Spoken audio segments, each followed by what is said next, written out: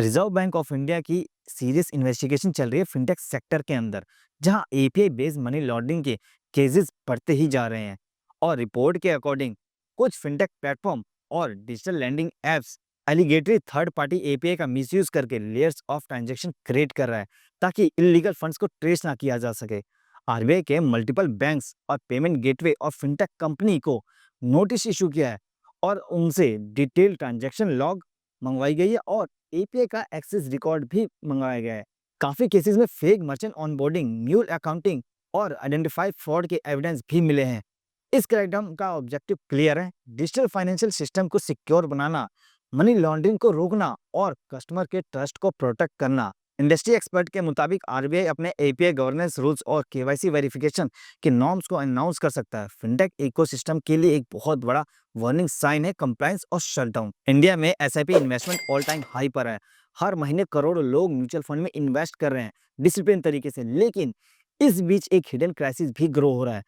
SIP drop out rate बहुत तेजी से बढ़ रहे हैं। आपको हैरान कर देगा कि बहुत सारे जो लोग हैं, वो 1 से 2 साल बाद अपनी एसआईपी को बंद कर देते हैं। मोस्टली जब मार्केट या तो गिरी या उनके कोई जॉब इश्यू हो या अनरियलिस्टिक रिटर्न को सोच कर बैठे रहते हैं।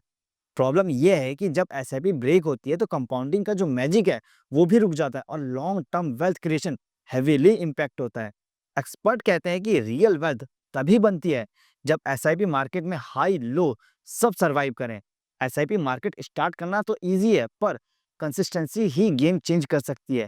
इसीलिए अगर आप एसआईपी स्टार्ट कर रहे हो तो फोकस करो कि लॉन्ग टर्म डिसिप्लिन पर, क्योंकि अगर ड्रॉप आउट रेट बढ़ते हैं तो इंडिया का वेल्थ क्रिएशन विजन भी स्लो हो सकता है। एचपी ने अनाउंस किया है कि कंपनी 2028 तक ग्लोबली 4 से 6 हजार जॉब कट करेगी। ये स्टेप उनके नए प्लान का हिस्सा है। एचपी एआई का एग्रेसिवली यूज करेगा, चाहे वो अपने प्रोडक्ट डेवलपमेंट में हो या कस्टमर सपोर्ट में या इंटरनल ऑपरेशन में। कंपनी के सीईओ एंड्रिक लोरेस के मुताबिक इस रिस्ट्रक्चरिंग से एचपी को $1 बिलियन तक की सेविंग होगी अगले 3 साल में।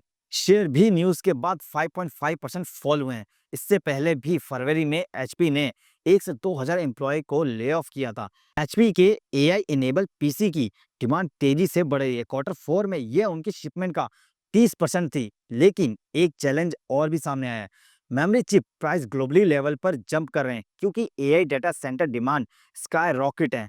एनालिस्ट वार्न कर रहे हैं कि यह कॉस्ट प्रेशर एचपी, डेल और एसर जैसी कंपनीज को प्रॉफिट को इम्पैक्ट कर सकता है। एआई ग्रोथ अपॉर्चुनिटी ला रहा है, पर साथ ही टेक इंडस्ट्री में रिस्ट्रक्चरिंग का जो प्रेशर है वो भी बहुत बढ़ा रहा है।